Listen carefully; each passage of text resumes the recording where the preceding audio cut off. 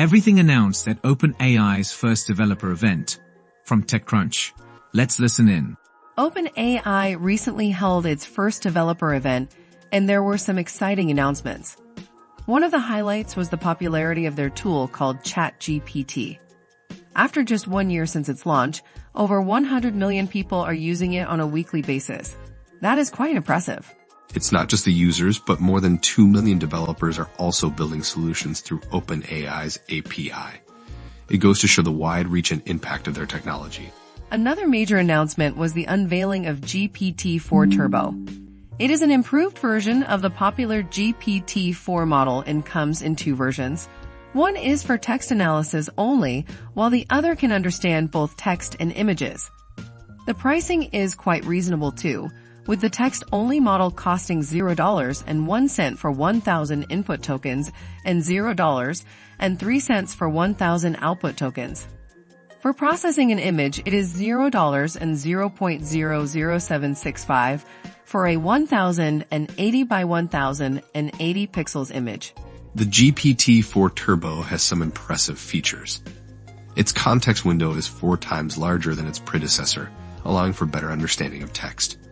Plus, it has a knowledge cutoff of April 2023, which means it can provide more up-to-date information compared to GPT-4. openAI also announced that users will be able to create their own versions of GPT for fun or productivity use cases. What's interesting is that users won't need any coding knowledge to build these bots. They can simply use prompts. This opens up a lot of possibilities for customization and personalization. OpenAI plans to launch a GPT store later this month, where users can publish their creations. Initially, it will feature creations from verified builders. And it seems like there may even be potential for popular GPT creators to be paid for their work. In addition to that, openAI introduced a new assistance API, allowing developers to build their own agent-like experiences. This means developers can create assistants that retrieve outside knowledge or perform specific actions through programming functions. The possibilities for this API range from coding assistants to AI-powered vacation planners. OpenAI didn't stop there. They also released the DALL-E3 API, which is their text-to-image model. It comes with inbuilt moderation tools, and users can generate images in different formats. The pricing for this model is 4 cents per generated image. Let's not forget about the new text-to-speech API called Audio API. It offers 6 preset voices and provides access to 2 generative AI models. The pricing for this API is $15 per 1,000 input characters. Lastly, OpenAI announced a program called Copyright Shield, which aims to protect businesses from copyright claims regarding content created using OpenAI's tools.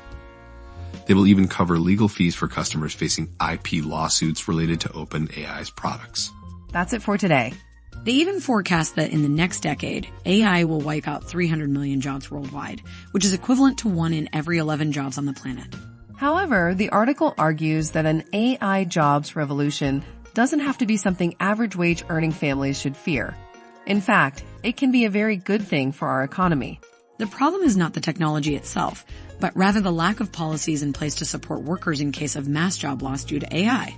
That's where the Universal Basic Income, UBI, comes in. It's a 500-year-old policy idea that could be a solution to the potential job loss caused by AI. The UBI is simple and radical in its design. The government would raise revenue through taxes and distribute money to everyone in small amounts indefinitely with no strings attached. The UBI would act as a tax and transfer program on steroids, correcting the inequality that AI is likely to cause. It would ensure that everyone gets to share in the country's new growth and act as societal insurance against the damage caused by technological change. As we move towards an economy where less human labor is needed, we would also need new policies and a new mindset that understands wealth as something we all share.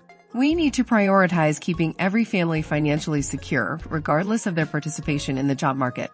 It's important that we don't blame redundant workers for their own plight. The problem is not the robots, but us. That's it for today. This is a recast of the 1,100-word piece. Elon Musk's explanation of how to read books has never been more relevant from Mind Cafe. This article is about Elon Musk's approach to reading books and how adopting better reading habits can help us become more prolific readers. Let's listen in. The article we're discussing today is about Elon Musk's approach to reading books and how it can help us become more prolific readers. It starts off by addressing the common struggles we face when trying to read more books, such as lack of time and energy. But the article suggests that adopting better reading habits is key to overcoming these challenges. That's right. Elon Musk once said, "Constantly think about how you could be doing things better and questioning yourself." This quote is used to emphasize the importance of adopting better reading habits. The article then goes on to explain the strategies that Musk suggested for reading more books. One strategy mentioned is to view knowledge as a semantic tree. Musk believes it's important to understand the fundamental principles of a topic before diving into the details. For example,